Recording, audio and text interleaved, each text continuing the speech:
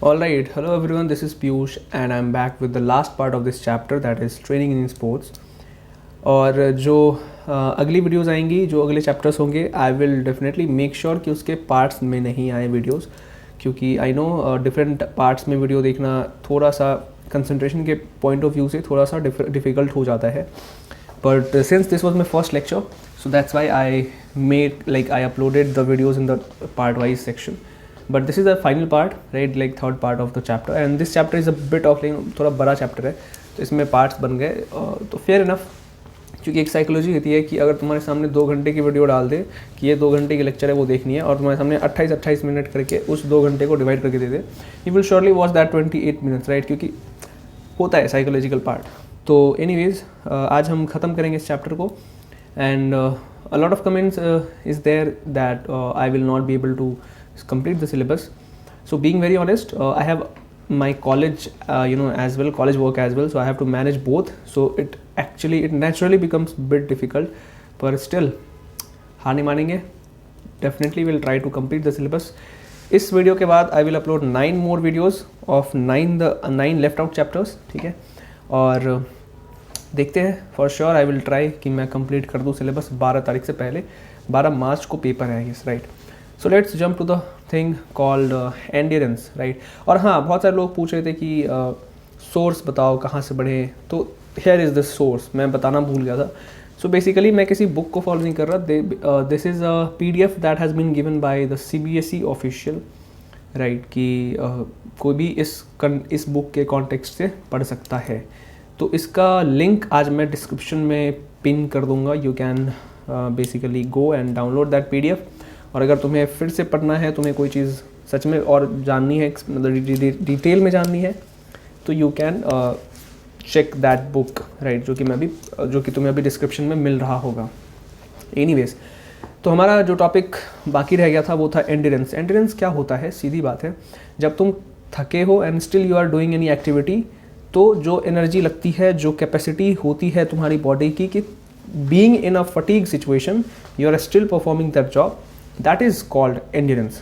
तो अगर इसकी लैंग्वेज में बात करें तो endurance is the ability of a person to maintain a certain level of energy production for a more extended period. सीधी सी बात है. या फिर it is the ability to sustain an activity. ठीक है, मान लेते हैं कि कोई ऐसा काम है, कोई ऐसा स्पोर्ट्स है जो हम खेल रहे हैं for example, and we are already in a fatigue situation, ठीक है, but we have to complete the game.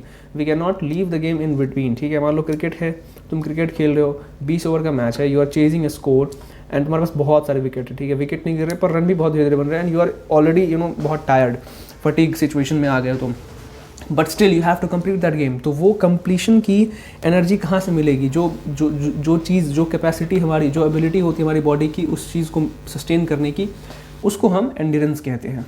I hope you got the point. ठीक है, अब जैसे देखो, मैं जो चीज़ें अंडरलाइन कर पढ़ाऊंगा क्योंकि वो इंपॉर्टेंट है. बाकी अगर तुम्हें डिटेल में पढ़ना है तो मैंने बोल दिया कि मैंने बुक डिस्क्रिप्शन में डाल दिया, you can check that out.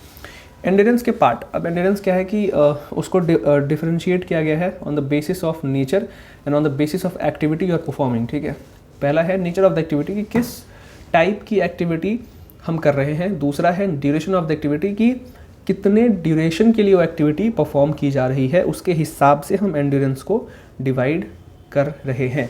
Now one more thing, this is a definition, जो मैंने पहले ही बोला था कि कुछ लोगों ने अपने अपने हिसाब से डेफिनेशन दिया है. For example this is called Harre I guess. So इन्होंने बोला था कि the ability to resist fatigue is called endurance. उस हिसाब से बैरो एंड मैगी के हिसाब से कुछ और डेफिनेशन है, एच सिंह के हिसाब से कुछ और डेफिनेशन है. तो ये एक बार दिमाग में ध्यान में रख लेना, क्योंकि हो सकता है कई बार एग्जाम में पूछते हैं. टाइप्स ऑफ एंड्योरेंस की बात करते हैं. अब देखो, types of endurance on the basis of nature of activity. ठीक है, तो पहला है हमारे पास बेसिक एंड्योरेंस. ठीक है, बेसिक एंड्योरेंस. दूसरा है जनरल एंड्योरेंस, और तीसरा है स्पेसिफिक एंड्योरेंस. ठीक है, बेसिक, जनरल, स्पेसिफिक, याद रखो. On the basis of on the basis of nature of the activity, there are three types of endurance. ठीक है, पहला क्या है? Basic endurance. दूसरा क्या है? This general endurance. एंड तीसरा क्या है? Specific endurance. तीनों क्या होता है मैं शॉर्ट में बताता हूँ. बेसिक एंड्योरेंस क्या होता है कि एक ऐसी सिचुएशन है जिसमें मीडियम इंटेंसिटी की लोड तुम्हारे ऊपर आ रही है। लोड मतलब नॉट कि तुम्हारे ऊपर कोई पत्थर डाल रहा है, ऐसे भारी सर पे डाल रखा है, वो नहीं। लोड एज इन की समझो कोई ऐसा काम कर रहे हो जिसमें कि तुम्हें लोड फील हो रहा है, ठीक है। मान लेते तुम कोई सामान उठा के यहाँ से वहाँ ले जा रहे हो, तो उसमें जो लोड है वो मीडियम इंटेंसिटी की है। और दूसरी बात, दैट एक्टिविटी इन्वॉल्व्स देखो एरोबिक मस्कुलर मेटाबॉलिज्म, देखो ठीक है। मतलब ये है कि एरोबिक मीन्स विद ऑक्सीजन, ठीक है। तो ऑक्सीजन की मदद से तुम्हारी बॉडी एनर्जी प्रोड्यूस कर रही होती है मसल्स को, जो कि फिर बाद में वो लोड जो है वो उठा रही होती है या फिर उसको झेल रही होती है, ठीक है। तो बेसिक एंड्योरेंस इज दैट, ठीक है। I hope this is the ability of a person to resist fatigue in which the load is of medium intensity and involves aerobic muscular metabolism, right? You got it? अब इसमें होता क्या है, मैं अगर और सिंपल लैंग्वेज में बताऊं कि the ability to do movements that involve a large number of muscles at a slow pace for a prolonged period. For example, jogging. जब हम जॉगिंग करते हैं सुबह में, तो हम क्या करते हैं, लंबे टाइम के लिए जॉगिंग करते हैं, आधा घंटा पौना घंटा, राइट। उसमें क्या होता है कि हमारी मस्कुलर कॉन्ट्रैक्शन एक्टिव होती है। जब हम दौड़ते हैं तो हमारा पैर उठता है, फिर उसमें जो हमारे पैर के मसल्स होते हैं वो एक्टिव होते हैं। तो वो बहुत लंबे टाइम के लिए, और जॉगिंग में बहुत ज़्यादा लोड नहीं पड़ता शरीर पे। इफ़ यू लाइक, अगर तुमने ऑब्जर्व किया हो तो जॉगिंग में लोड क्या है, मीडियम इंटेंसिटी है, ठीक है। और मस्कुलर कॉन्ट्रैक्शन बहुत ज़्यादा है, क्योंकि ऑलमोस्ट हमारी पूरी बॉडी हिल रही होती है। तो इसलिए इसको हम बेसिक, तो उस जॉगिंग के लिए हमें क्या रिक्वायर होती है, बेसिक एंड्योरेंस रिक्वायर होती है। You got it. Second one is cycling में भी सेम चीज़ है, and swimming. These are the examples of basic endurance. I hope basic endurance तुम्हारा क्लियर हुआ होगा, ठीक है। Here the picture were like some people is like just kind of doing jogging and all. अब बात करते हैं जनरल एंड्योरेंस। जनरल एंड्योरेंस क्या होती है, ठीक है।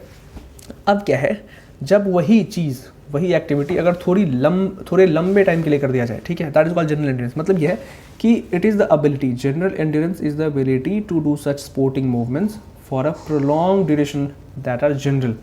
अब देखो क्या है ना कि जनरल एंड्योरेंस क्या है कि सिंस इसका नाम ही जनरल एंड्योरेंस है, तो ये किसी पर्टिकुलर स्पेसिफिक स्पोर्ट से रिलेटेड नहीं है। दिस इज इन जनरल तुम कोई भी एक्टिविटी कर रहे हो, ठीक है, जो कि मस्कुलर कॉन्ट्रैक्शन इन्वॉल्व कर रहा है एंड वो बहुत लंबे टाइम के लिए सस्टेन कर रहा है, ठीक है, 3-4 घंटे के लिए ऐसे, ठीक है।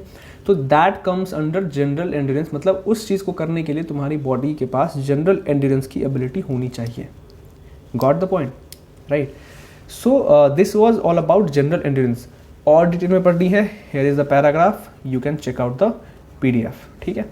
And you can always ask the doubt in the comment section. Third one is specific endurance, ठीक है। स्पेसिफिक एंड्योरेंस क्या होता है, now the name is very clear. Specific endurance मतलब वैसी एंड्योरेंस जो कि किसी स्पेसिफिक गेम्स के लिए रिक्वायर्ड होती है, ठीक है। नाम से, अभी मैंने डेफिनेशन नहीं देखा, बस मैंने नाम से इतनी चीज़ें क्लैरिफिकेशन को मिल जाती है, राइट। तो अब अगर डेफिनेशन देखिए तो this is the ability to perform movements of a particular sport to resist fatigue, वही चीज़ है, ठीक है। अब क्या है, specific resistance varies from activity to activity. Obviously बात है ना, क्योंकि it depends on the nature of the fatigue, ठीक है, कि कौन सी एक्टिविटी में किस लेवल की फटीग तुम झेल रहे हो, उसके हिसाब से specific endurance activity to activity vary करती है, ठीक है। फॉर एग्जाम्पल, अगर कोई हॉकी प्लेयर है तो उसका जो स्पेसिफिक एंड्योरेंस होगा वो डिफरेंट होगा एक मैराथन रनर से या फिर एक साइकिलिस्ट से, क्योंकि यहाँ पे नेचर ऑफ एक्टिविटी डिफरेंट है। हॉकी में हम जिस तरीके की एक्टिविटी परफॉर्म करते हैं, हॉकी में जिस तरीके की मस्कुलर कॉन्ट्रैक्शन या एक्सपेंशन हो रहा होता है, which that is different. At the same time हम जब मैराथन दौड़ रहे होते हैं तो उसमें, और जो साइकिलिंग कर रहे होते हैं उसमें, हर चीज़ में जो नेचर ऑफ एक्टिविटी है वो डिफरेंट है। अलग अलग सेट्स ऑफ मसल्स हमारे मूव कर रहे होते हैं। That is why specific endurance is required in all दो स्पोर्ट। समझ में आया? एंड्योरेंस समझ में आया। टाइप्स ऑफ एंड्योरेंस 2 बेसिस पे, nature of the activity, duration of the activity. Nature of the activity पे 3 पार्ट, बेसिक, जनरल, स्पेसिफिक, ठीक है। अब बात करते हैं classification according to duration of the activity की। ड्यूरेशन ऑफ द एक्टिविटी के हिसाब से कैसे क्लासीफाई किया गया है, 4 पार्ट, 3:4 रेशियो ऐसे याद रखो। Speed endurance, short term endurance, medium time endurance and long time endurance. Very easy, ऐसे याद रख लो, short time, medium time, long time and then speed endurance, ठीक है। चलो लेट्स गेट द फैक्ट। अब इसमें कुछ फैक्ट्स है जो कि तुम्हें याद रखने पड़ेंगे, ठीक है। जैसे कि स्पीड एंड्योरेंस है, ठीक है, ये क्या है, ability to resist fatigue in cyclic activities that last up to 45 seconds.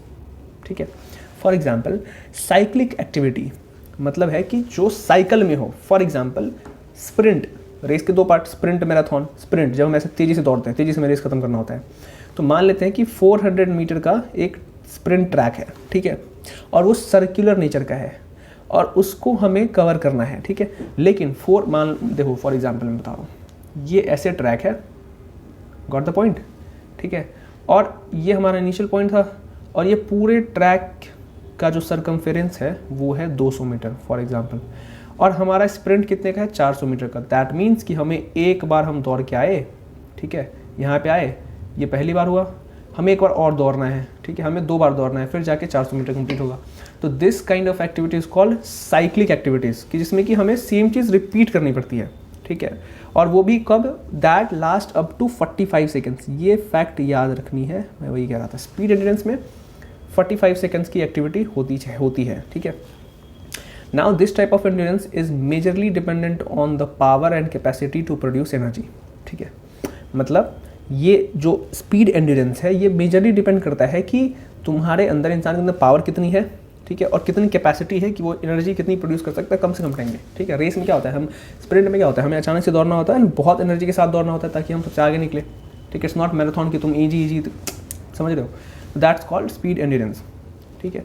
अब शॉर्ट टर्म एंड्योरेंस क्या होता है, the ability is needed for activities that lasting 45 seconds to 2 minutes. मैं इसका लास्ट में ना एक रेंज चार्ट बना दूंगा, वो याद कर लेना, ठीक है, उससे तुम्हारे चीज़ें आसान हो जाएगी। The most appropriate example of short term an 800 meter run, the endurance depends majorly on the speed. Same चीज़। अब यही ट्रैक मान लो 800 मीटर का है, यही ट्रैक मान लो 800 मीटर का, उसमें क्या है, फॉर एग्जाम्पल 4 राउंड्स है, 200 मीटर करके, ठीक है, 4 बार तुम्हें रिपीट करना है, that's called short term endurance, ठीक है। उसके बाद मीडियम टाइम एंड्योरेंस।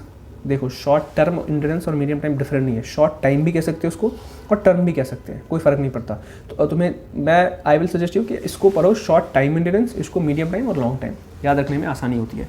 तो medium time endurance is needed to resist fatigue in activities that is lasting from 2 minutes to about 11 minutes. The most common example is this type of 1500। अब इसमें क्या है, most example क्या है कि भाई 1500 metre या 3000 मीटर का एक लंबा सा रेस हो जाए, रन हो गया, ठीक है। As in short time endurance, this type of endurance also depends on speed and strength endurance, but to a limited extent. सीधी सी बात है, स्पीड एंड्योरेंस में जैसे पहली बात तो मीडियम टाइम एंड्योरेंस क्या होता है कि to resist fatigue in performing the activities that is lasting from 2 minutes to 11 minutes, ठीक है, ये इसका टाइम होगा, याद रखना, दैट इज मीडियम टाइम का, ठीक है। लॉन्ग टाइम एंड्योरेंस की बात करें, this type of endurance is needed for activities that last for more then 11 minutes, ठीक है। अब सुनो, जैसे कि मैराथन में क्या होता है, हमें लॉन्ग टाइम एंड्योरेंस चाहिए, मतलब हमें ऐसी एंड्योरेंस चाहिए जो कि लंबे समय के लिए सस्टेन रहे, राइट। अब मैं ना एक चार्ट मैं तुम्हें बनाता हूँ बगल में, यहाँ पे बस पास में ही, ठीक है। मैं थोड़ा सा ना I will use nothing but shortcut, ठीक है। दिस इज स्पीड एंड्योरेंस, ठीक है, this is short time endurance, ठीक है, this is medium time endurance and this is long time endurance, ठीक है। ये हमारा क्या हो गए, एंड्योरेंस के पार्ट हो गए, ठीक है, ऑल राइट। इसके साथ ही मैं यहाँ पे लिख दूंगा range of the time taken, ठीक है, range of the time taken. तो इससे क्या होगा, तुम्हें याद करने में आसानी होगी। पहला क्या था हमारा 45 अप टू 45 सेकेंड्स, राइट, मतलब हम ये कह सकते हैं कि 45 सेकेंड से ज़्यादा नहीं होना चाहिए, राइट। तो हम लिख सकते हैं कि दैट शुड बी, यहाँ पे लिख दो 45 सेकेंड्स, ठीक है। मतलब जो हमारा ये स्पीड एंड्योरेंस है ना, यहाँ पे लिख देते ऐसी, मान लो speed endurance that should be less than 45 seconds, ठीक है। जो दूसरी रेंज है वो क्या है, 45 सेकेंड से I think that was 2 minutes, right, short term में 45 seconds to 2 minutes, okay. So 45 second से छोटी पर 2 मिनट से बड़ी, तो मैं रेंज में ये शॉर्ट टर्म में रहने दो, देखो 45 सेकेंड्स टू 2 मिनट्स, ठीक है। अब बात करते दूसरी, ये 2 मिनट से 11 मिनट, ठीक है, और ये 11 मिनट से ज़्यादा, ठीक है, 11 मिनट से ज़्यादा, गॉट इट।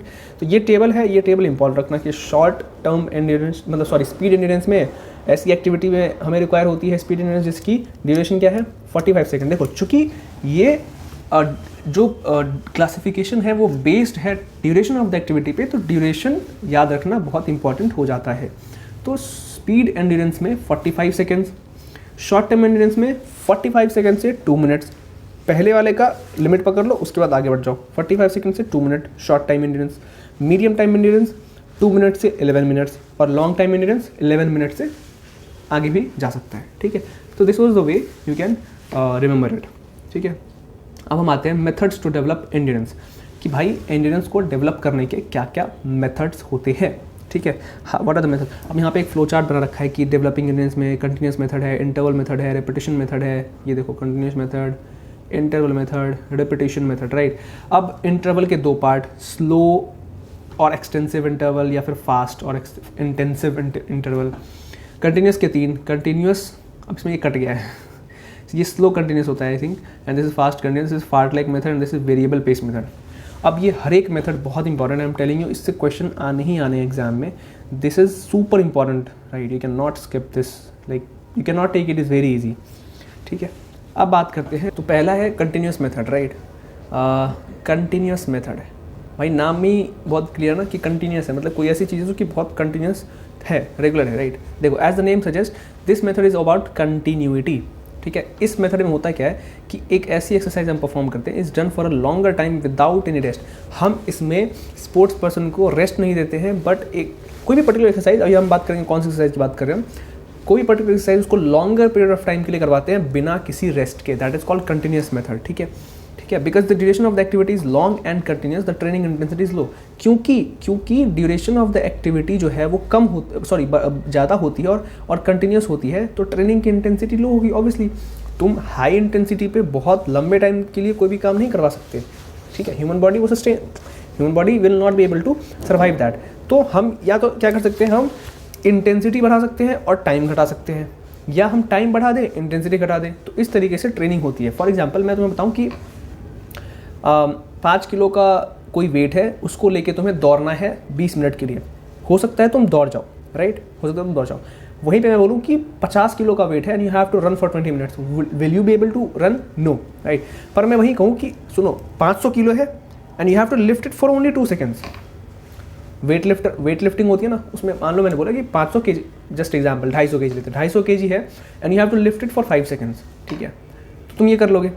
पर वहीं मैं बोलूँ 250 KG you have to lift it for more than 20 minutes, will you be able to do that? No. तो हम कोई भी चीज़ एक ही चीज़ कर सकते हैं, या तो हम इंटेंसिटी बढ़ा सकते हैं या तो हम टाइम बढ़ा सकते हैं।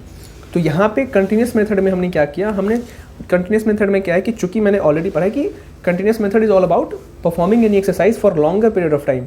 तो चूंकि टाइम लंबा है तो इंटेंसिटी ऑटोमेटिकली कम हो जाएगी। ठीक है, अब इसके 2 टाइप्स हैं।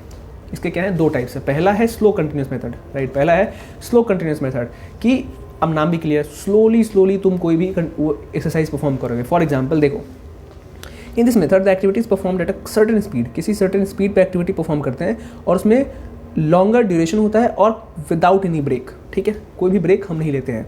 ठीक है, a trained athlete's heart rate should be around 140 to 160 beats per minute during the activity. अगर कोई ट्रेंड एथलीट है तो उसका हार्ट बीट जो रेट है वो 140 to 160 बीट होना चाहिए ड्यूरिंग द एक्टिविटी। ठीक है, और जो ड्यूरेशन है एक्टिविटी की वो 30 मिनट से कम नहीं होनी चाहिए, not be less than 30 minutes. ठीक है, for example walking, running, cycling. तुम वॉकिंग करो आधे घंटे के लिए करो, ठीक है, तुम रनिंग करो आधे घंटे ज़्यादा के लिए करो, ठीक है, और जब तुम ट्रेन हो जाओगे तो ड्यूरिंग द एक्टिविटी तुम्हारी हार्ट बीट कितनी पे आ जाएगी, 140 to 160 पे, 140 to 160 पे। ठीक है, ऐसे नॉर्मली 172 होता है, if I am not, sorry 72 beats per minute, my bad, per minute. पर उसमें क्या होता है कि 140 to 160 हो जाती है, right. This was slow continuous method. अब इसके इफेक्ट होते हैं कुछ, ठीक है, इसके बॉडी के ऊपर कुछ इफेक्ट होते हैं। तो वो इफेक्ट क्या क्या है वो देख लो एक बार। Increase muscle glycogen, increase liver glycogen, increase capillarization, increase number and size of mitochondria, improve thermal regulation, quality of oxidative enzymes improves, increase fat metabolism, positive effect on heart and lungs, psychological changes like improved willpower, self discipline and self conquest। मैं एक hint दे रहा हूँ, कोई भी effect लिखना हो ना किसी भी फिजिकल एक्टिविटी का, ये जरूर लिख देना, improved will power, self discipline, self conquest, मतलब कुछ ऐसा है कि जो तुम्हारी पर्सनैलिटी इन्हेंस कर रहा है। फॉर एग्जाम्पल तुम्हारा कंसंट्रेशन, तुम्हारा फोकस, विल पावर, कॉन्फिडेंस, ये सारी चीज़ें क्या ना, ये सब बहुत नोन है कि कोई भी तुम फिजिकल एक्टिविटी करोगे these things will automatically be improved. ठीक है, तो ये सब लिख देना, ये सब बेसिक ट्रिक होते हैं एग्जाम में लिखने के, मैं वो एंड में बताऊंगा कि कैसे लिखते हैं। B, fast continuous method, same चीज़, फास्ट, अब जो भी एक्टिविटी करो तुम फास्टली करो थोड़ा सा। इसमें बीट है 160 to 180, पहले वाले में कितनी थी, that was 140 to 160, upper limit पकड़ा 20 बढ़ा दिया, 140, 160, 160, 180, क्या कहते हैं, slow continuous method, fast continuous method, ऐसे याद रख सकते हो। ठीक है, heart rate during the training should be इतना। Okay, now the activity is performed comparatively fast but the speed remains uniform through out the training. जब तुम रन, मान लो तुम दौड़ रहे हो, ठीक है, तो एक तुम्हारा फिक्स स्पीड होगा जिसके ऊपर तुम दौड़ोगे, और उसमें जो हार्ट बीट की रेट है 160 से 180 है। ठीक है, क्योंकि इसमें इंटेंसिटी हाई है तो हम ड्यूरेशन थोड़ा सा कम रखते हैं। ठीक है, देखो है ना, the duration of the activity should be at least 20 minutes, उसमें 30 मिनट था, इसमें 20 मिनट्स कर दिया, तो हमने क्या किया, थोड़ा सा हमने इंटेंसिटी बढ़ा दी, हमने टाइम कम कर दिया। तो ये बैलेंस लेके चलना पड़ेगा, अदरवाइज एडवांटेजेस की जगह पर डिसएडवांटेजेस भी हमें दिखाई दे सकते हैं। अब इसके भी कुछ इफेक्ट हैं। Effective for improving VO2 max, अब मैं बताता हूँ ये क्या है।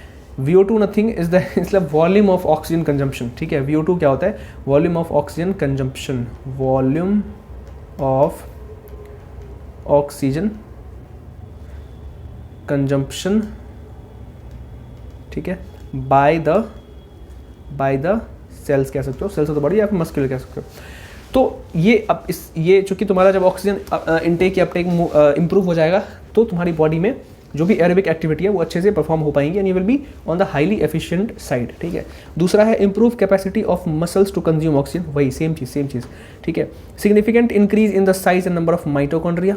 ठीक है, पावर हाउस ऑफ सेल, जब उसकी साइज बढ़ेगी तुम्हारे बॉडी में एनर्जी ज़्यादा इंक्रीज होगा, ज़्यादा रेगुलेट होगा। Second, improved anaerobic capacity, anaerobic capacity भी इंप्रूव करती है, जिसमें कि ऑक्सीजन की रिक्वायरमेंट नहीं होती है, पर फिर भी तुम वो एक्टिविटी कर सकते हो। ठीक है, now coming to this thing, variable pace method, बहुत नाम से क्लियर है, वेरिएबल पेस मतलब स्पीड इसमें वेरी कर रही है। ठीक है, this method activity perform changing pace, pace मतलब स्पीड, चेंजिंग स्पीड पे हम कोई भी एक्टिविटी परफॉर्म करते हैं। ठीक है, बट चेंज इन स्पीड इसमें क्या होता है, प्री प्लान्ड होता है। अब एक वेरिएबल पेस है, अभी एक और आगे आएगा। The heart rate usually range between 140 to 180। अब इसमें पहले दोनों का रेंज पकड़ के मिला दो। पहले में क्या, स्लो कंटिन्यूस में 140 to 160, फास्ट कंटिन्यूस में 160 to 180। अब जो हमारा वेरिएबल पेस है इसमें दोनों को ऐड कर दो, 140 to 180। ठीक है, so these are the way you can trick your mind to remember facts easily. ठीक है, ऐसे ही याद होती हैं, अगर तुम बैठोगे रटने के लिए शायद तुमसे नहीं हो, तो you have to develop some trick, जो कि मैं तुम्हें बीच बीच में बताता रहता हूँ। That's why lecture becomes very important. ठीक है, okay, the duration of this method may range from 15 minutes to 1 hour। अब फिर देखो ये भी रेंज वही है, उसमें 20 मिनट्स था, एटलीस्ट 20 मिनट्स, इसमें थोड़ा सा 5 मिनट घटा दो और बाकी बढ़ा दो, तो 15 minutes to 1 hour is the range. ठीक है, ओके, नाउ इसमें है due to the varied pace, क्योंकि इसमें स्पीड वेरी करती है, एक्सरसाइज जो है वो बहुत स्ट्रेनस होता है, मतलब थोड़ा सा कॉन्शियसली तुम्हें एक्सरसाइज करना पड़ता है, and should be done by the trained athletes. ये वही करे जो कि ऑलरेडी ट्रेंड है एथलीट। ठीक है, अब इसके भी इफेक्ट हैं, इंक्रीज ग्लाइकोजन इन मसल, देख रहे हैं, बहुत सारे इफेक्ट कॉमन है, उस कॉमन इफेक्ट को याद कर लो और कोई भी आए उसमें चेप दो, एग्जाम में यही होता है, ऐसे लिखते हैं। Increase the number of size and mitochondria, ये देखो ये फिर आ गया। Increase efficiency of heart and lungs, improve will power, confidence, देखो अभी मैंने कुछ देर पहले बताया था, right. Improve VO2 max, volume of oxygen like intake, ये फार्टलेक मेथड। अब ये क्या है, फार्टलेक बेसिकली क्या है, एक स्वेडिश वर्ड है, स्वेडिश मतलब स्वीडन से लिया गया ऑब्वियसली, जिसका मतलब होता है स्पीड प्ले, मतलब तुम स्पीड के साथ खेल रहे हो। पर चूंकि फार्टलेक में क्या था, फार्टलेक कह रहा हूँ मैं, वेरिएबल पेस में क्या था, स्पीड चेंज पहले से डिटरमिन्ड था कि भाई इतने मोमेंट ऑफ टाइम पे जाके हमें इतना स्पीड चेंज करना है। फार्टलेक में ये चीज़ नहीं होती है, फार्टलेक में स्पीड वेरिएशन बिल्कुल भी फिक्स नहीं होती है। It is depend upon the situation, the surrounding, the pathway, जो भी चीज़ें हैं। फॉर एग्जांपल तुम कहीं पे दौड़ रहे हो, मैराथन कर रहे हो, अब मैराथन है कि मान लो ठीक है प्लेन रास्ता भी है, उसमें पहाड़ वाले भी थोड़े से पहाड़ी टाइप रास्ते भी हैं, और कहीं कहीं पे ढलान है, कहीं कहीं पे चढ़ान है। तो नाउ फार्टलेक मेथड यहाँ पे इसलिए यूज़ किया जाता है क्योंकि इसमें तुम अपनी स्पीड वैरी कर सकते हो अपने हिसाब से। ठीक है, there is no particular fix plan to change the speed. ठीक है, यहाँ पे वही लिखा होगा, देखो in other words it is okay.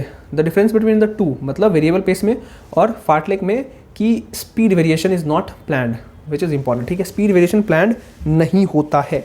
The athlete changes the speed of his own according to the active okay, so due to the changes in terrain, ठीक है, मतलब कैसी ज़मीन है उस पर, सराउंडिंग्स पे एंड फीलिंग्स पे। तुम्हारी एक अपनी फीलिंग होती है कि भाई बहुत स्पीड पे है, थोड़ा सा स्लो चलते हैं, ठीक है, वो बॉडी इंडिकेट करती है।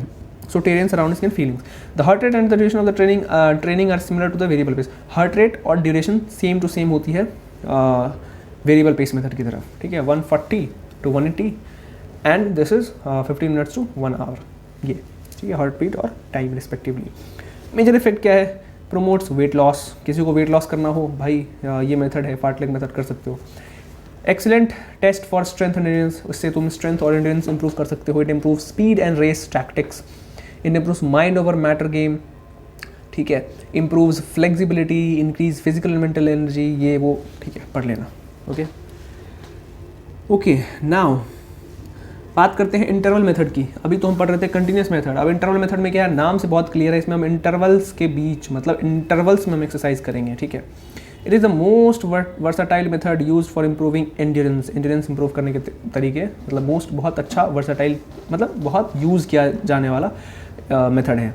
In this method the activity is practised at a comparatively high intensity, में इंटेंसिटी हाई करते हैं, क्यों? क्योंकि इंटरवल है ना, ब्रेक ले रहे हैं, ऑब्वियसली हम ब्रेक ले रहे हैं विद इंटरवल्स और ब्रेक्स ऑफ इनकम्प्लीट रिकवरी। और जिसमें कि सुनो, ऐसा नहीं है कि मैं बताऊंगा, अभी एग्जाम्पल दे रहा हूँ एक चीज़। It is based on the principle that work should be done with sufficient speed and duration that the heart rate goes up to 180 beats per minute. ठीक है, after this there should be a short interval when the heart rate drops down to 120 to 130 beats per minute. The work should start again. सुनो, for example, तुम्हें कोई ऐसा काम दिया है जिसके अंदर तुम्हारी हार्ट बीट कम से कम 180 बीट पर मिनट तक पहुंचनी चाहिए, ठीक है। उसके बाद microphone check, make it a microphone check, give it a microphone, I make it a microphone dead. Don't step to me newbie, I can truly be moody, I could have played the fucking Grinch in the movies, I've been a part-time shadow. Normal पे नहीं आने दूंगा, ऐसा नहीं कि भाई ठीक है, हाँ तुमने दौड़ लिया, अब एक काम करो, तुम 2 घंटा सो के आओ, फिर हम अगली बार, नहीं, ऐसे नहीं होता, ठीक है। तुम्हारी हार्ट बीट जब कैलकुलेट करेंगे, मतलब जब मेजर करेंगे, वो 180 से घट के 120 130 पे हुई, हम फिर से दोहराएंगे, फिर से हार्ट बीट 180 पे, रिपीट द सेम साइकिल। तो इस तरीके से इंटरवल मेथड काम करती है। यहाँ पे पिक्टोरियल रिप्रेजेंटेशन है, एज यू कैन सी, कि पहले इस पोजीशन पे था, दौड़ के यहाँ आया, यहाँ पे, फिर दौड़ के यहाँ आया, अब यहाँ पे इसको रेस्ट दिया है, फिर दूसरे पे गया, फिर यहाँ आया, फिर एक रेस्ट है, फिर तीसरे पे फिर रेस्ट है, फिर चौथे, इस तरीके से इंटरवल मेथड में ट्रेनिंग की जाती है। Okay, The most important effect of this method is improved circulatory system, improved aerobic capacity, lactic acid tolerance। हालांकि ये अभी लाइक इंडिया के हिस्ट्री की बात करें तो इंडियन जीन्स में ये चीज़ नहीं थी, पर अभी हो रही है, तो उसको भी इम्प्रूव करता है। Improve VO2 max, oxygen intake consumption. तो this was interval training method. अब तीसरा है रिपीटेशन मेथड, लास्ट है ये रिपीटेशन मेथड। रिपीटेशन मेथड सीधा सी बात है, नाम से क्लियर है भाई, रिपीटेशन मतलब रिपीट करना, हम रिपीट कर रहे हैं कोई भी एक्टिविटी। तो characterized by a high intensity, इसमें इंटेंसिटी बहुत हाई होती है, ठीक है। From 90 to 100% of the work with interval of complete recovery, और इंटरवल में कंप्लीट रिकवरी मिलती है, डोंट वरी, ठीक है। It is the best method to develop speed. अगर तुम्हें स्पीड एंड्योरेंस डेवलप करनी है तो उसका बेस्ट मेथड है रिपीटेशन मेथड। कोई भी काम तुम रिपीटली करो, फॉर एग्जाम्पल देखो यहाँ पे स्विमिंग कर रही है, ठीक है, इसमें बहुत इंटेंसिटी, बहुत पावर लगती है इसमें। इसके इफेक्ट है कि improve anaerobic capacity, lactic acid tolerance, improve phosphagen stores, जो फॉस्फेट स्टोरेज होती है हमारी बॉडी में, उसको भी इंप्रूव करता है। तो इस तरीके से तुम उसमें लिख सकते हो। और अगर तुम्हें पॉइंट और ऐड करने हैं, improve confidence, improve will power, right, improve determination, improve focus, ये सब, good impact on lungs and heart, ये सब चीज़ें तुम लिख सकते हो। These are the basic tactics जो कि एग्जाम में परफॉर्म करना होता है। आई विल मेक श्योर कि मैं एक वीडियो बना के दूँ बिफोर द एग्जाम डे कि how to write answers very wisely, right, so that कि आप लोग को पता हो कि ठीक है, नॉलेज यहाँ पे आ गई, इन्फॉर्मेशन यहाँ पे आ गया, अब उसको अच्छे से पोर्ट्रे भी तो करना है, अच्छे से पोर्ट्रे भी करना है। मेरे पास बहुत सारा पैसा है पर मुझे पता नहीं है कि उस पैसे को कहाँ और कैसे यूज़ करना है, I will end up being a bankrupt. समझो इस बात को। तो इसीलिए at the end I will make a video in which मैं बताऊंगा कि जो भी तुमने पढ़ा है अब उसको लिखना कैसे है। That's important. मार्क्स लिखने के ऊपर मिलते हैं। वो टीचर ये नहीं देखने जा रहा कि इस बच्चे के माइंड में या इस बच्चे के पास इस सब्जेक्ट या इस क्वेश्चन के बारे में कितनी इन्फॉर्मेशन थी, वो वही देखेगा कि तुमने कितनी इन्फॉर्मेशन और कैसे वो इन्फॉर्मेशन लिखी है आंसर शीट पे। तो writing the answer is very important while you are going to write exams like boards and all, right. तो वो बहुत इंपॉर्टेंट है, डोंट वरी, मैं उस पर एक वीडियो बनाऊंगा, फॉर श्योर बनाऊंगा मैं उस पर, and I will definitely help you all, बहुत तुम्हें उससे फ़ायदा दिखेगा, राइट। अब जो हमारे पास चीज़ आती है वो है स्पीड, ठीक है, कि स्पीड क्या होता है। Now we will learn that कि स्पीड क्या होता है। बहुत सिंपल सी बात है, स्पीड क्या होता है। स्पीड कि हम कितनी ईजिली और कितनी फास्टली अपने बॉडी को मूव कर पाते हैं, राइट। द इन शॉर्ट बोलूँ तो mobility ability of our body, right, is speed in short term. अब हम इस पे देखते हैं कि इस टेक्स्ट में क्या दे रखा है। Speed has a complex nature, speed के पास एक बहुत ही कॉम्प्लेक्स नेचर होता है, and depends considerably on central nervous system. ये डिपेंड करता है सेंट्रल नर्वस सिस्टम पे, बहुत आसान है। जब हम कभी जा रहे होते हैं, ठीक है, और हमें लगता है कि मान लो हमारा कोई पीछा कर, अचानक से आया कि हाँ ठीक है पीछा हो, तो हम क्या करते हैं, अचानक से भागते हैं। तो हमें किसने सिग्नल दिया कि भागो भागो? सेंट्रल नर्वस सिस्टम, मतलब हमारी ब्रेन ने दिया, ठीक है, ब्रेन, स्पाइन एंड ऑल। तो इसमें ये सेंट्रल नर्वस सिस्टम बहुत हाई फैक्टर है स्पीड के ऊपर, ठीक है। स्पीड एबिलिटी इन स्पोर्ट्स क्या है, मतलब signifies the ability to execute motor movements as quickly as possible and with in the less time. कि तुम देखो स्पोर्ट्स मूवमेंट में क्या होता है कि स्पीड का मतलब है कि तुम कितनी जल्दी अपनी मोबिलिटी इंक्रीज करते हो, मोबिलिटी बढ़ाते हो या एक्टिव करते हो, और कितने कम टाइम में आपकी बॉडी के पार्ट्स पुर्जे अचानक से अपने आप को असेंबल करते हैं और दौड़ते हैं, भागते हैं ऐसे। That is called speed. अब यहाँ पे this movement can be cyclic और एसाइक्लिक, ठीक है। ये मूवमेंट साइक्लिक भी हो सकते हैं और एसाइक्लिक भी हो सकते हैं, ठीक है। यहाँ पे थीसिस और स्केनाबेल जो भी है, इन्होंने अपनी डेफिनेशन दी है, जॉनसन एंड सन अपनी डेफिनेशन दी है, प्लीज़ ये पढ़ लेना आप, ठीक है। नथिंग इंपॉर्टेंट, बट थोड़ा सा ध्यान में हो तो बेटर है। ऐसे क्वेश्चन नहीं आते बहुत, मतलब कभी कभी पूछा है इसलिए मैं बोल देता हूँ कि ठीक है पढ़ लो। बात करते हैं टाइप्स ऑफ स्पीड पे without doing any kind of thing. पहला है रिएक्शनबिलिटी, ओके। रिएक्शनबिलिटी नाम से क्लियर है, रिएक्शन, ऐसी स्पीड जो कि हमारे रिएक्शन पे बहुत ज़्यादा हाईली डिपेंड करती है, okay. Reaction ability ability to react quickly to a stimulus और सिग्नल, ठीक है, to react quickly to a stimulus और सिग्नल। मतलब स्प्रिंट में क्या होता है, तुमने देखा होगा फायरिंग होती है, फायरिंग हुई, सारे रेसर दौड़े ऐसे धक से ऐसे, तो वो रिएक्शन एबिलिटी है, वो रिएक्शन एबिलिटी है। अगर हमारी रिएक्शन एबिलिटी अच्छी है कि हम किसी चीज़ को सुन के या देख के या महसूस करके हम कितनी फास्टली रिएक्ट करते हैं, that is the reaction ability of the body and which is the type of speed, ठीक है, समझिए। अब इसमें यही सारी चीज़ें दे रखी है। दूसरा है हमारे पास है एक्सेलरेशन एबिलिटी, कि हम कितनी तेज़ी से अपने आप को एक्सेलरेट कर सकते हैं किसी पर्टिकुलर मूवमेंट में, ठीक है। तो ability to achieve a high locomotion speed from a stationary position, that is called acceleration ability. It depends significantly on the explosive strength, तुम्हारी एक्सप्लोजिव स्ट्रेंथ कितनी है उसके ऊपर डिपेंड करता है, और एक्सप्लोजिव स्ट्रेंथ हमने ऊपर पढ़ रखा है, तो आपको पता होगा क्या होता है explosive strength, right. Technique and movement and frequency, right, technique and movement frequency, इन सारी चीज़ों पे डिपेंड करता है acceleration ability. Now third one is movement speed, कि मूवमेंट स्पीड क्या होता है। Movement speed can be defined as the ability to perform a single movement in minimum, कोई भी एक single movement, specific movement. For example cricket खेल रहे हैं, ये वाली मूवमेंट, ठीक है, ये वाले मूवमेंट हम कितनी जल्दी करते हैं, that is called movement speed, ठीक है, मूवमेंट स्पीड। और इसमें भी रिएक्शन एबिलिटी हमारा इंपॉर्टेंट होना चाहिए, मतलब बहुत ज़्यादा तेज़ होना चाहिए। Locomotor ability is nothing but the ability to maintain maximum speed when in motion for the maximum possible duration और डिस्टेंस। मतलब लोकोमोटर एबिलिटी कि तुम मान लो दौड़ रहे हो, मान लो तुम 100 किलोमीटर पर आवर की स्पीड से दौड़ रहे हो, तो तुम्हें वो 100 किलोमीटर पर आवर की स्पीड जो है वो कितनी ज़्यादा देर तक या कितनी ज़्यादा दूरी तक मेंटेन कर पाते हो, that is called locomotor ability. अगर आपको ज़्यादा देर तक और ज़्यादा दूर तक आपने अपने स्पीड को कांस्टेंट रखना है, हाई स्पीड को कांस्टेंट रखना है, तो आपके अंदर लोकोमोटर एबिलिटी होनी चाहिए, ओके। पांचवा है स्पीड एंड्योरेंस। पांचवा क्या है, speed endurance. Speed endurance is the combination of two words, speed और एंड्योरेंस, और दोनों हमने पढ़ रखा है क्या होता है। तो ability to do the movement with high speed and for a longer duration, that is called speed endurance, ठीक है। दैट इज अंडर फटीग, थके हुए सिचुएशन में भी तुम कितनी तेजी से और कितनी लंबे टाइम के लिए दौड़ सकते हो, that is called speed endurance. I hope you got it, ठीक है, I hope you got it. यहाँ पे देखो एक चार्ट दे रखा है कि स्पीड के कितने टाइप हैं, ऐसे शॉर्ट में याद रखने के लिए। अब देखो मेथड्स हैं, कुछ मेथड्स हैं टू डेवलप स्पीड। पहला है एक्सेलरेशन रन्स और दूसरा है पेस रन्स। नाम से क्लियर, एक्सेलरेशन मतलब तुम खड़े हो अचानक से तुम एक्सेलरेट करके दौड़ रहे हो। पेस रन क्या है, बेस्ट इज मैराथन, ये सब करके तुम अपनी स्पीड को इम्प्रूव कर सकते हो। एक्सेलरेशन रन क्या होता है वो पढ़ लेते हैं। Okay, are generally use to develop speed while attaining maximum speed from static position. तुम खड़े हो और अचानक से तुमने मैक्सिमम स्पीड अचीव कर ली, इस तरीके की ट्रेनिंग को हम कहते हैं acceleration run training to improve your speed.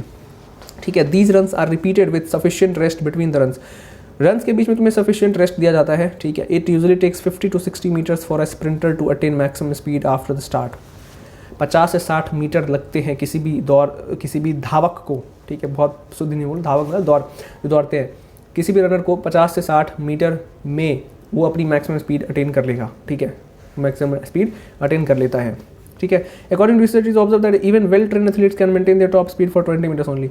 जो वेल ट्रेन एथलीट्स हैं वो भी सिर्फ 20 मीटर्स के लिए अपनी टॉप स्पीड को मेंटेन कर पाते हैं, टॉप स्पीड को मेंटेन कर पाते हैं।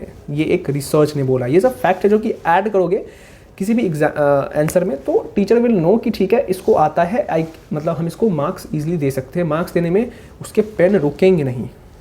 ठीक है, ये देखो दिस इज स्प्रिंट, कितनी तेज़ी से इसकी रिएक्शन, इसके काफ्स देखो तुम, इसके मसल्स देखो कैसे कॉन्ट्रैक्ट हो रहे हैं, राइट, दौड़ने के लिए। तो this thing is called acceleration runs. इस तरीके से तुम अपनी प्रैक्टिस कर सकते हो। ठीक है, it may vary from 6 to 12 repetition with intervals to complete recovery. Okay, now coming to the thing pace runs. Pace runs क्या होते हैं? Pace runs very clear. Pace runs मतलब बहुत लंबे टाइम के लिए एक कांस्टेंट स्पीड। देखो, unlike acceleration runs, pace runs incorporate the method of running the set distance at uniform. किसी भी यूनिफॉर्म स्पीड पे तुम किसी पर्टिकुलर डिस्टेंस में दौड़ रहे हो। ठीक है, it usually includes races of 800 metres and above. ठीक है, 800 मीटर का रेस हो गया। ठीक है, in fact athlete can run a distance of 300 metres at full speed. ठीक है, in the case of longer races he must conserve his energy by reducing speed.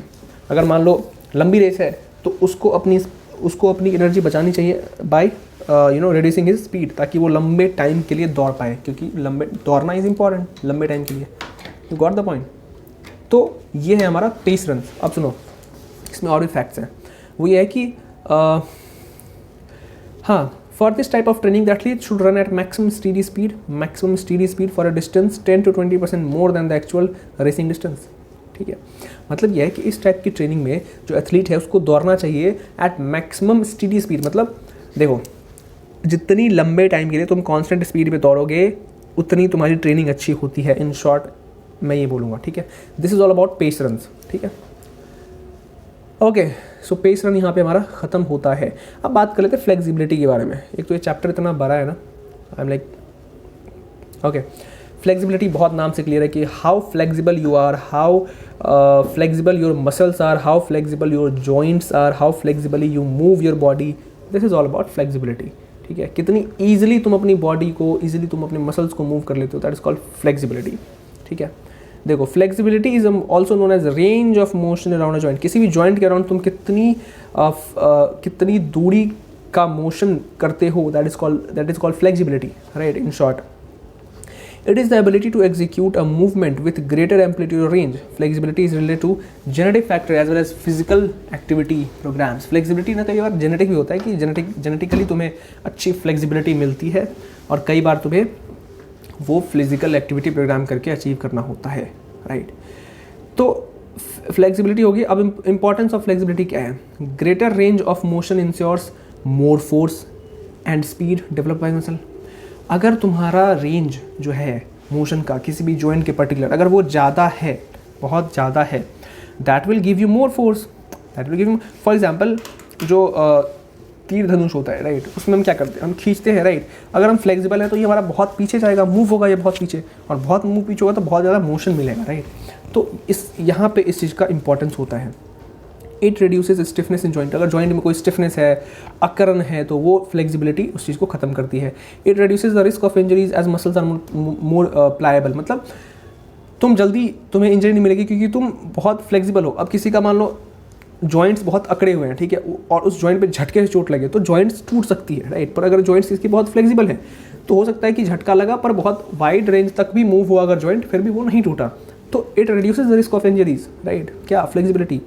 It helps in maintaining the appropriate posture while performing. जब तुम कोई भी चीज़ perform कर रहे हो तो एक एक्यूरेट पॉस्चर मेंटेन करने में तुम्हें हेल्प करता है। जैसे मैं अभी कुर्सी पर बैठा हूँ, ठीक है, मेरी पॉस्चर बहुत ही बुरी हुई है, मतलब बुरी है।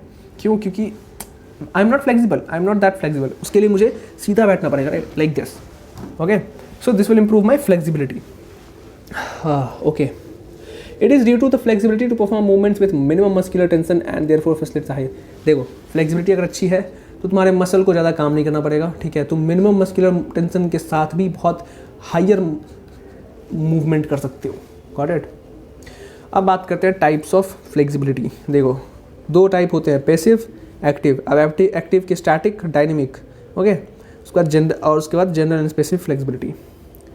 Okay, coming to this thing, passive flexibility क्या होती है? पैसिव फ्लेक्सिबिलिटी क्या होती है?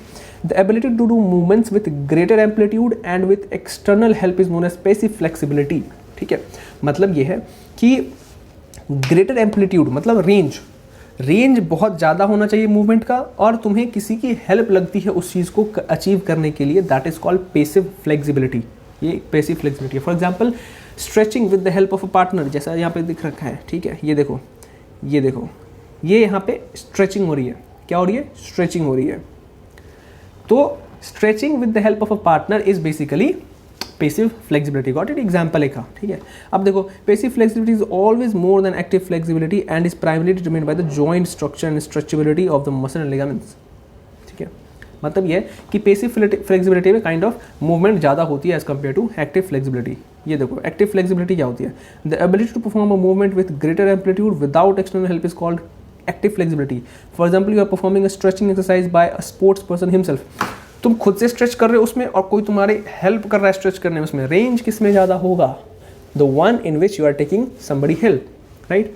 तो इसीलिए ऊपर जो लाइन थी ना कि ये वाली always more than active flexibility, यही थी कि तुम खुद से अगर तुम कोई मूवमेंट कर रहे हो, तुम कोई स्ट्रेचिंग कर रहे हो, तो उसमें मूवमेंट कम होती है, उसमें रेंज ऑफ मूवमेंट कम होता है as compare to active passive वाला में, क्योंकि उसमें कोई एक होता है जो कि तुम्हें हेल्प कर रहा होता है स्ट्रेच करने में, ठीक है।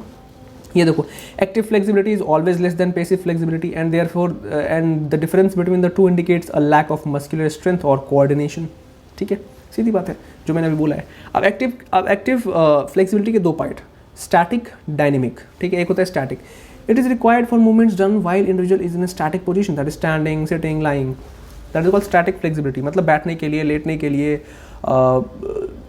खड़े रहने के लिए हमें क्या रिक्वायर होती है? हमें रिक्वायर्ड है स्टैटिक फ्लेक्सिबिलिटी। दूसरा है dynamic, it is required for example movements when individual is moving, move करते हुए कोई मूवमेंट करना है, दैट इज कॉल्ड, उसमें डायनेमिक फ्लेक्सिबिलिटी की रिक्वायरमेंट होती है। और ये दोनों किसके पार्ट है? एक्टिव फ्लेक्सिबिलिटी है। Okay, now methods to develop और इम्प्रूव फ्लेक्सिबिलिटी, ठीक है। देखो स्लो स्ट्रेचिंग, नाम से ही बहुत क्लियर है, मैं तो एक्सप्लेन भी क्यों कर रहा हूँ। Slow stretch and hold, slow stretching मतलब धीरे धीरे स्ट्रेच कर रहे हो। Now slow stretch and hold, अब उसको होल्ड कर लो, ठीक है। नाउ उसके बाद बॉलिस्टिक मेथड्स क्या होते हैं वो थोड़ा बताऊंगा मैं। उसके बाद है प्रोप्रियोसेप्टिव न्यूरोमस्कुलर फैसिलिटेशन टेक्निक, और इसके 2 पार्ट, स्लो स्ट्रेचिंग के 2 part, static and then dynamic. बात करते हैं स्लो स्ट्रेचिंग की। The first and foremost way to improve flexibility is slowly stretching the muscles around the joint. The first and the foremost way to improve flexibility is slowly stretching the muscles around the joint, ठीक है, कि joint के according तुम बहुत slowly अपने muscles को stretch कर रहे हो, ठीक है। The critical point note here is that stretching should be slow and without any jerky movements. Slow करना चाहिए, मतलब देखो स्ट्रेच है, मान लेते हैं पैर है, तो इस पैर को स्लोली मूवमेंट करें, स्लो, राइट, स्लो, नॉट ऐसे जर्क, मतलब ऐसे नहीं मूवमेंट नहीं करना है, ठीक है, तो इंजरी के चांसेस ज़्यादा होते हैं। ओके, नाउ स्लो, ये हो गया स्लो स्ट्रेचिंग। अब है स्लो स्ट्रेच एंड होल्ड, सीधी बात है, सेम टू सेम, बट उसमें क्या है, होल्ड करना होता है। होल्ड अबाउट कितना? 6 to 8 सेकेंड्स। जब तुम अपने मैक्सिमम स्ट्रेचिंग पॉइंट पे पहुंच जाओ, फॉर एग्जांपल मैक्सिमम, मान लो मैं ये मैक्सिमम स्ट्रेचिंग पॉइंट पे पहुंच गया, अब मुझे इस पर 6 से 8 सेकंड के लिए होल्ड करना है, फिर वापस get back to the point. इसको बोलते हैं slow stretch and hold method to improve flexibility. बात करते हैं stretching can be done either statically और डायनेमिक। स्टैटिक स्ट्रेचिंग क्या होता है? Involves slowly easing into extension and holding the position, ठीक है। मतलब जब तुम एक्सटेंड कर रहे होते हो पोजीशन को या होल्ड कर रहे हो, तो उसमें स्लो ईज रखना चाहिए उसमें, ठीक है। Sorry, the period required for static stretch depend upon the purpose पे डिपेंड करता है कि कितना लंबा हमें स्ट्रेच करना है, हमें कितने लंबे टाइम के लिए स्ट्रेच करना है। The stretch should be held for about 10 seconds if it is a cool down. If it improves flexibility the hold is recommended for about 30 seconds. जब तुम बिगिनर हो तो तुम 10 सेकंड के लिए होल्ड करो, पर अगर तुम्हारी फ्लेक्सिबिलिटी इंप्रूव हो चुकी है तो आप सजेस्ट किए जाते हैं कि आपको 30 सेकंड तक कम से कम होल्ड करना चाहिए, ठीक है। अब दूसरा है डायनेमिक स्ट्रेचिंग। डायनेमिक स्ट्रेचिंग में क्या होता है कि requires control movements usually of legs and hands, and where the event requires dynamic movement it is suitable for dynamic stretching exercises. Dynamic में क्या होता है, तुम कंट्रोल्ड मूवमेंट होना चाहिए, क्योंकि उसमें मूवमेंट होता है, motion of the body is involve there, तो वहाँ पे हमारे मूवमेंट्स कंट्रोल होने चाहिए, नहीं तो इंजरी के चांसेस बहुत ज़्यादा हो जाते हैं डायनेमिक स्ट्रेच के अंदर में। कूल। नाउ तीसरा है हमारा बॉलिस्टिक मेथड। हाँ, बॉलिस्टिक मेथड क्या होता है? बॉलिस्टिक मतलब बॉल से नहीं, the method, this method performs the movement with the swing and the rhythm. Swing सुनेगा ना? तो स्विंग एज इन बहुत सारे होते हैं ना, जिसमें स्विंग एक एक्सरसाइज हम बचपन में करते थे ऐसे ऐसे वाला, तो उसमें क्या होता है, that is called ballistic method. उसमें स्विंग होती है, एक रिदम होता है, एक मतलब रिपीटेशन होती है। And the stretching is done rhythmically, it is called ballistic. चूँकि इसको हम रिदम के साथ करते हैं, इसीलिए इसका नाम हमने बॉलिस्टिक मेथड रख दिया है। इसको हमने क्या रखा है? बॉलिस्टिक मेथड रख दिया है, ठीक है। ये देखो यहाँ पे कुछ लोग हैं जो कि उस टाइप के मूवमेंट कर रहे हैं, स्विंग वाले, ठीक है। Now the fourth one is very complicated, नाम से सिर्फ proprioceptive neuromuscular facilitation, PNF technique, also known as the post isometric stretch, and is based on the principle of proprioceptive neuromuscular facilitation. This principle states that, अब देखो सुनो, नाम से घबराओ मत, ये जो प्रिंसिपल है ये कहता है कि अगर मसल जो है हमारा कॉन्ट्रैक्ट हुआ है मैक्सिमम, मतलब मैक्सिमम लेवल पे कॉन्ट्रैक्शन हुआ है कुछ सेकंड के लिए, तो muscle gains maximum relaxation after the contraction. जब कॉन्ट्रैक्शन होता है तो मसल हमारी मैक्सिमम रिलैक्सेशन गेन करती है। In this method the muscle is first contracted. इस मेथड में पहले मसल 5 से 7 सेकंड के लिए कॉन्ट्रैक्ट होती है, उसके बाद it is then gradually stretched to its utmost limit and held for about 8 to 10 seconds. The process is repeated 4 to 8 times for each muscle group. मतलब देखो 8 से 10 सेकंड के लिए तुमने स्ट्रेच किया तो 5 से 7 सेकंड के लिए कॉन्ट्रैक्ट हो रही है मसल, ठीक है, और उसके बाद रिलैक्सेशन मिलता है मसल को बहुत ज़्यादा। This is all about PNF technique, ठीक है। बस इसमें ये याद रखना, ये जो मैंने प्रिंसिपल है ना, यहाँ से लेके यहाँ तक, ये इंपॉर्टेंट है, ठीक है। और नाम है ना क्या था? प्रोप्रियोसेप्टिव न्यूरोमस्कुलर फैसिलिटेशन, ये तुम्हें याद रखना पड़ेगा। Got it.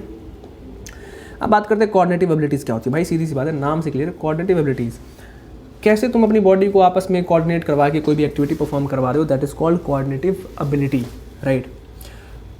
ओके, और ये ऑब्वियस सी बात है, coordinative abilities primarily depend upon the central nervous system, ठीक है, motor control and regulation process. यहाँ से सारी कोऑर्डिनेशन होती है, ठीक है। मैं ऐसे ऐसे कर रहा हूँ, ये भी यहाँ से हो रहा है, ठीक है। किसी से हाथ मिलाना है, हमारा हाथ अपने आप आगे बढ़ता है, दैट इज कॉल्ड यहाँ से, तो दैट इज कोऑर्डिनेटिव एबिलिटी, सीधी सी बात है। The coordinative abilities are those abilities of an individual that enable the individual to do various activities correctly and efficiently. बहुत सारी एक्टिविटी जो करेक्टली करना है, एफिशिएंटली करना है, वो हमें कहाँ से मिलती है? कोऑर्डिनेटिव एबिलिटी से हमें मिलती है। अब भाई कोऑर्डिनेटिव एबिलिटी के बहुत सारे टाइप हैं, लिटरली बहुत सारे टाइप हैं। Oh my God. ओके, इसके बाद ओके ठीक है, सुनो, तो कोऑर्डिनेटिव एबिलिटी हो गया। अब चूंकि ड्यूरेशन में देख रहा हूँ वीडियो की बहुत लंबी हो रही है, तो जो सर्किट ट्रेनिंग है बहुत इंपॉर्टेंट है, सर्किट ट्रेनिंग वाला पार्ट, राइट, जो कि अभी नई ऐड हुई है। I will cover that topic in the next chapter. जब मैं नेक्स्ट चैप्टर लेके आऊँगा ना, इसके बाद वाली जो वीडियो आएगी, जस्ट इसके बाद वाली वीडियो, उसमें मैं पहले सर्किट ट्रेनिंग कंप्लीट कराऊंगा, फिर उसके बाद we will jump to the next chapter. मतलब उसी वीडियो में पहले सर्किट ट्रेनिंग कराऊंगा जो बच गई इसमें, उसके बाद I will do that rest वाला पार्ट, ठीक है, जो उस चैप्टर का पार्ट है वो हम शुरू करेंगे, ठीक है। Got it. तो अभी हम coordinative abilities is the last topic of this chapter. तो कोऑर्डिनेटिव एबिलिटीज प्राइमरी हो गया, हाँ ओके। अब टाइप्स की बात कर लेते हैं ना। पहला है orientation ability, differentiation ability, coupling ability. देखो नाम से बहुत क्लियर है। रिदम एबिलिटी की कैसे हम अपने आप बॉडीज़ को रिदम में रखते हैं। रिएक्शन कैसे हम रिएक्ट करते हैं किसी भी चीज़ को लेकर। अडैप्शन कैसे हम कोई भी इन्वायरमेंट में खुद को अडैप्ट करते हैं। Balance, how we balance our body. मैंने इन शॉर्ट में पूरा का पूरा समझा दिया। अब मैं डिटेल में समझाता हूँ। ओरिएंटेशन क्या होता है? It is the ability to determine and change the position and movements of the body in the required time and available space and different. देखो अपनी बॉडी की पोजीशन को और मूवमेंट को, ठीक है, चेंज करना है हमें, ठीक है। तो वो डिटर्मिनेशन कहाँ से आएगी? ओरिएंटेशन एबिलिटी की, जो कि किसी भी फील्ड ऑफ एक्शन में हमें रिक्वायर होती है। For example volleyball court, football ground. Volleyball court में तुम्हारे पास बॉल आ जाए, तुम्हें अपनी पोजीशन सही करनी है उसके हिसाब से कि हाँ भाई मुझे स्मैश करना है या फिर क्या करना है। That is called orientation ability, okay. जैसे कि देखो बॉडी मूवमेंट और position in gymnastics are essential for orientation, ठीक है। जिम्नाजियम में ओरिएंटेशन एबिलिटी की बहुत हाई डिमांड होती है। Differentiation, ability to attain a high fine tuning of movement phases. It is ability to achieve a high level of accuracy. मतलब और differentiation is all about achieving high level accuracy. The high level of differentiation depends on movement experience and mastery over motor action. ठीक है, ये सारी चीज़ें होती है.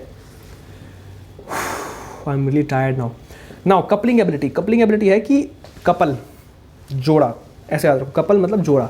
तो it is ability to coordinate body part movements with one another and about a definite goal oriented body movement. मैंने बोला ना, जैसे मान लो ताली बजानी है, ये हाथ दोनों मिलके आए, एक साथ आए, तो this is called coupling movement.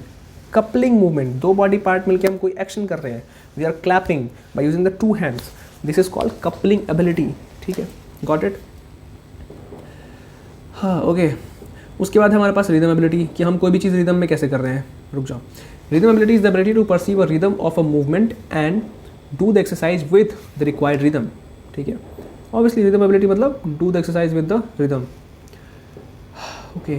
And reaction ability is कि कैसे, how you react quickly and effectively to stimulus. तुम क्रिकेट खेल रहे हो, तुम प्लेयर हो, तुम्हारे पास कैच आया, अब तुम्हें क्विकली रिएक्ट करना है, that is called reaction ability. ठीक है, एक रिएक्शन एबिलिटी स्पीड में भी था, सिमिलर सी है. Adaptation ability is to adjust और completely change the movement program based on the change and anticipated changes. ठीक है, कि भाई अगर कुछ चेंजेस हुए हैं ऑल ऑफ अ सडन, तो उसके हिसाब से तुम अपनी बॉडी पार्ट को उस चेंज के हिसाब से कैसे अडेप्ट करते हो और फिर उस हिसाब से कैसे मूव करते हो, दैट इज अडेप्टेशन एबिलिटी. ठीक है, adaptation ability. The situational change may be expected और may be take place suddenly, मतलब अनएक्सपेक्टेड. ठीक है, वो डिपेंड करती है. Balance ability to maintain equilibrium और balance through out the movement and regain balance quickly after disturbing balance movement.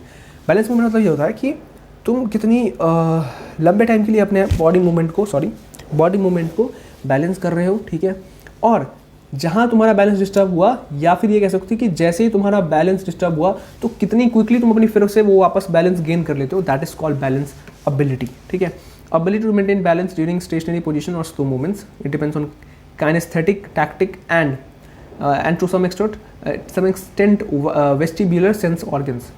ये सब बस नॉर्मल चीज़ें हैं, याद रखना. एबिलिटी टू मेंटेन और regain balance during rapidly changing positions. ठीक है, बेसिकली बैलेंस एबिलिटी समझ में आ गया ना, तो तुम ऐसे एग्जाम में जाके इन सारी इन्फॉर्मेशन को पुट आउट कर सकते हो. ठीक है, अब मैं ये नोट्स छोड़ो, मैं पूरी की पूरी बुक इस नीचे PDF नीचे मैं चिपका दूंगा. ठीक है, एंड इफ़ पॉसिबल तो मैंने जो ये पढ़ाया तुम्हें, ये प्रॉपर ऐसे एज इट इज़ मैंने जहाँ टिक मार्क किए हैं, जो भी चीज़ें, वो मैं नोट्स भी वो नीचे डाल दूंगा, तुम दोनों ही पढ़ सकते हो. तो यहाँ पे हमारा ये चैप्टर काइंड ऑफ खत्म हो गया है, बट एक टॉपिक बाकी है, सर्किट ट्रेनिंग. 5 मिनट ज़्यादा नहीं लगेगा समझाने में, वो मैं मर्ज कर दूंगा नेक्स्ट चैप्टर से. तो आज ऑफिशियली कह सकते हैं कि हमारा एक चैप्टर फिनिश हो गया है. So thank you so much आपने कोऑर्डिनेशन दिखाने के लिए. एंड ट्रस्ट मी, मैं अपनी कॉलेज के साथ मैं बिल्कुल कोशिश करूँगा कि मैं ये सारी चीज़ें मैं कंप्लीट कराऊँ, एंड होपफुली इससे तुम्हारी हेल्प हो. और तुम्हें अगर लेक्चर समझ में आए तो प्लीज़ नीचे कमेंट सेक्शन में एक थम्स अप या फिर एक अप्रिशिएशन ऑफ वर्ड्स लिख सकते हो, because I am really tired right now and but I still made the video. मैं ऐसे नहीं दिखा रहा कि हाँ ठीक है मैंने एहसान कर दिया, दिस वॉज माई डिसीजन, तो मैं वो कर रहा हूँ. बस I want your support, please share this video with your friends and all. तब तक के लिए मिलते हैं नेक्स्ट वीडियो में. Thank you so much, have a great day, bye bye, see या.